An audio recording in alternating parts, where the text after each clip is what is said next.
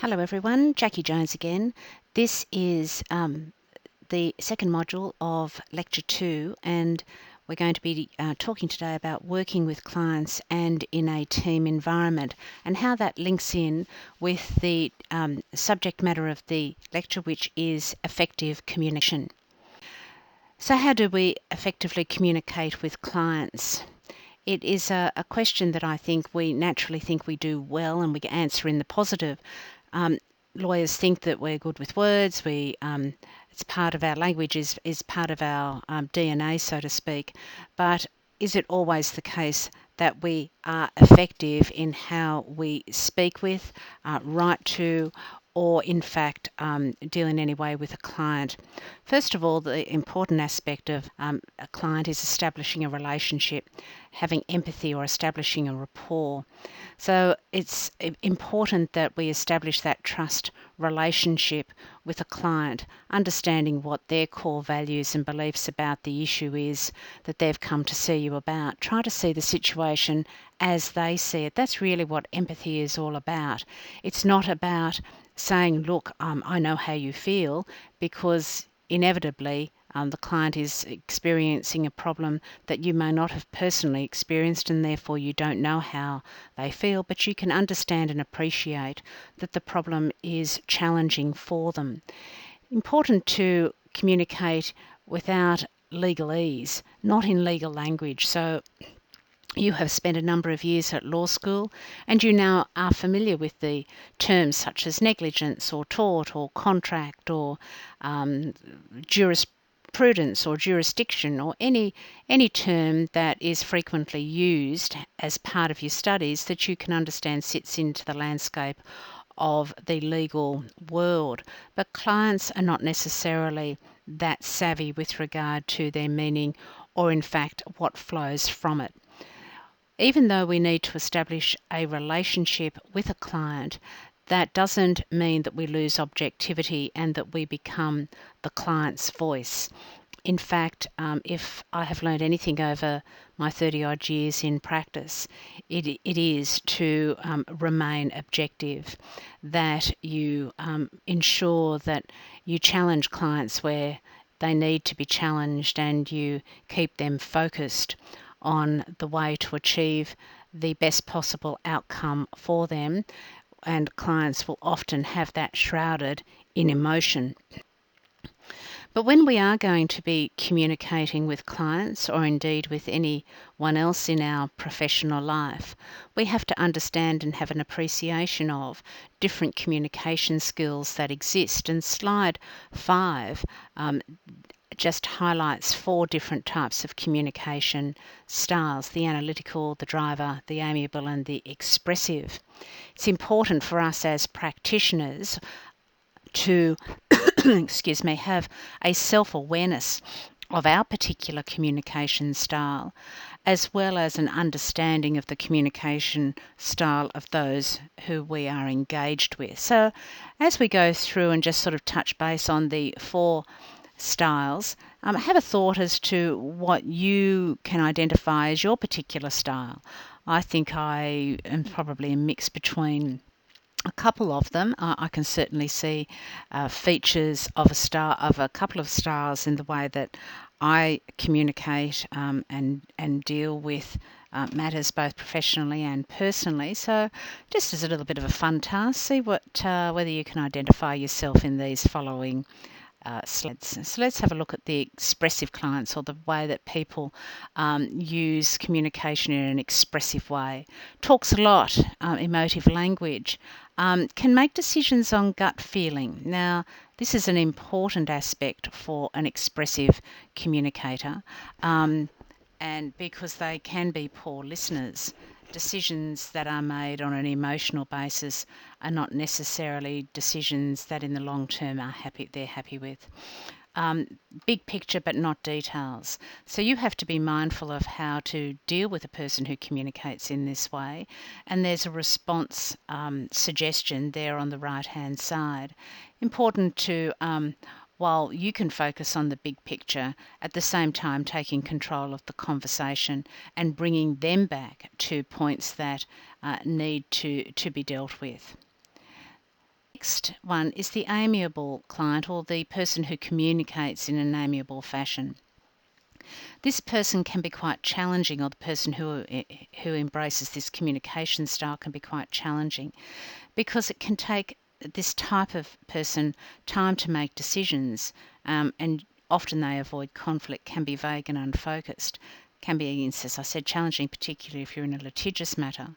So you need to be mindful of that, and certainly one of the points in the response is be prepared for meetings to take longer. So if you are in tune with the communication style that this particular person has, then maybe you need to make an hour appointment rather than a half an hour appointment, or whatever it might be, to be mindful of the particular communication style. I had represented a client a number of years ago, and it was a very difficult matter. It was a relocation of a child to Canada, and this was her communication style. And every time she rang me, I had to look at my diary to see whether I had an hour to spend with her, because every telephone conference was as a telephone call was in fact a telephone conference. And after the first couple of times where I realised that it wasn't going to be a very short, brief, to the point conversation, I then was in tune with how she communicated, and I had to be patient. I had to move things slowly, and I had to make sure that I allocated appropriate time so that she had an understanding and could make a decision that was an informed decision, having regard to how she was as a person. So the next communication style is that of an analytical person. Asks lots of questions, gives long technical answers. Sometimes it takes a bit of time to build a rapport with this person. Decisions based on all the facts, so lots of information are required. Again, the response for this type of client is set out there. And a good suggestion, they don't want chit chat. Meetings need to be planned.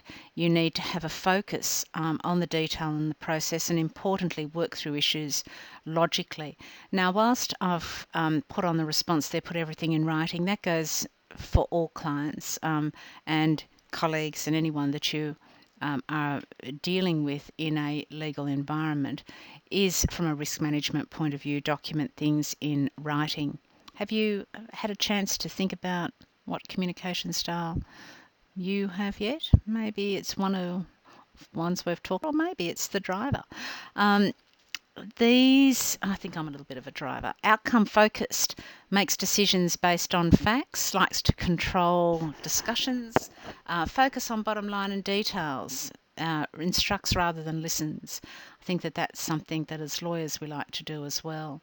So what do we do when we have a person who is communicating with us in this way? And so there's a few responses that you can think about. Importantly, expect to be challenged. These clients can be very difficult, and they're ones that are not going to just be brushed aside by the fact that you're the lawyer and whatever you say, and you will be challenged on your suggestions. So they, as I said, you need to make sure that you're on top of the legal scenario and the matter. So even though we have talked about effective communication with clients and with others generally, there's also that's under the framework, under the umbrella of the fact of there needs to be a best practice scenario with clients. You need to be mindful of whether the client has a disability or a capacity. Some clients, for example, may have English as a second language or come from culturally diverse backgrounds. So it is certainly mindful that if you are in a situation where clients have an aspect that you need to be mindful of, then don't use family and friends, for example, for interpreters. Use accredited specialists and make sure that you have an understanding of the Law Society guidelines about capacity issues. So on page or slide 11, Neil Dilloff from the American Bar Association gives some tips for effective communication, and this is particularly aimed at young lawyers. And you might take on board all those tips. I particularly like the last one, being contactable during business hours. We are a service industry, but around that framework, we need to set the boundaries for clients. So nowadays, it's common that clients will have your mobile telephone. You need to set the parameters. When are you going to take phone calls? Are you going to work on weekends, for example? Is there boundaries in place? What's the firm's policy on you dealing with emails, dealing with messages from clients, etc.? And one thing I have learned is if you give an inch, clients will take a mile. And so it's very important for your own well-being, for your own resilience, that there are boundaries and parameters put in place. Slide 12 is just a fun cartoon. Lawyers' practice of law is a busy one, and we have lots of phone and email, communication, but it is all about communication. So this is sort of making that point. But in all of these aspects, preparation is the key to being an effective communicator. Having a purpose of a conversation with a client or a colleague, for example, what is it that you want to talk to a person about? Being able to understand the client's perspective, and what is it the problem that they're wanting you to assist them with. And effective communication leads into being an effective team member.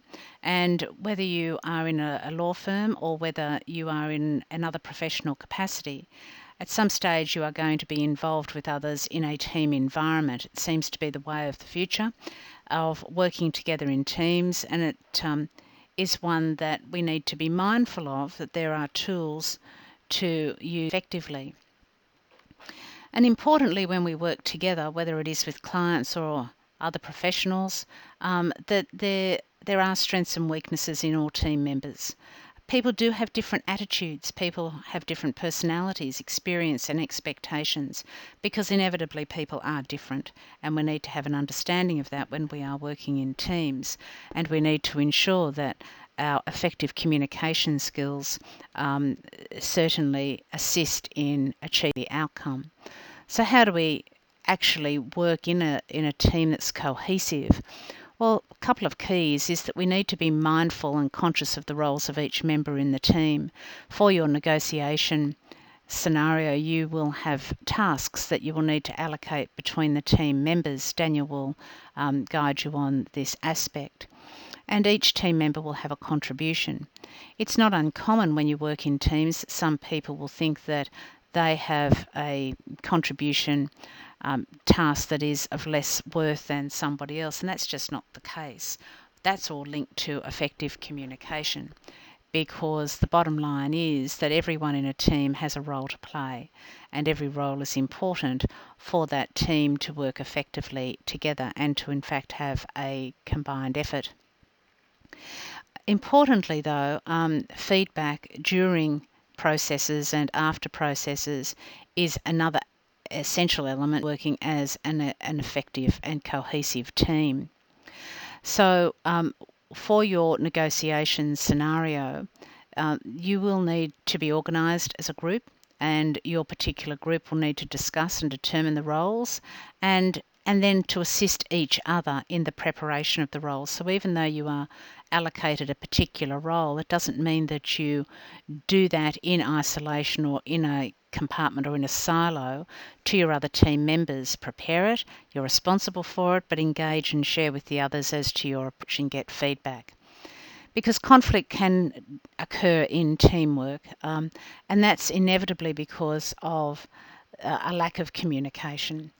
Dominance of the group by one or more of the members, a perception of unfair distribution of worth, or there might be in fact conflicting goals or expectations of the various team members. Again, bring it back to the table, have a reflective and a positive feedback session to be able to then discuss things that went well, things that could have been improved, so the team as a whole can benefit from that process. Feedback is actually a difficult avenue, and it's not one that I think we as lawyers take on board very easily. We've not been trained in it in an effective way. And slide 19 gives you some clues as to an approach that's probably a very safe and one that provides assistance when you start feedback with starting with the focus on the positive, having a comment about a good idea or a useful point, and then that feeds into then maybe then having a comment as to well how that could have been improved, and then ending with a positive comment all round. I was involved in a feedback session last Friday, which is linked to a negotiation that I'm involved in. This negotiation has had 12 meetings so far. It's very challenging, and there are 3 professionals on the team, 2 lawyers and a mental health person. It's an interdisciplinary collaborative practice negotiation. And the 3 professionals we got together to have a feedback session because we are all challenged by the negotiation in different ways. And I was certainly very frank as to my challenges within the negotiation, as were the other 2. And then we started talking about how we could each be assisted by the other. And in fact, the question was asked by all 3 professionals, well, what could I have done to assist you further in that aspect of it, and having a discussion as to what someone did particularly well, but how that could have been improved. It takes actually a lot of confidence, and it takes in some ways strength to be able to engage in that feedback process. So what we're wanting to introduce you to with the Spark process is to start your reflection, start your thinking about not only how you went, but how the others in the team, and how did the team operate cohesively, because these are skills that you are going to need in either practice or another professional life, but to do so in a positive and constructive way. So that's the end of the second module for lecture 2. Thank you.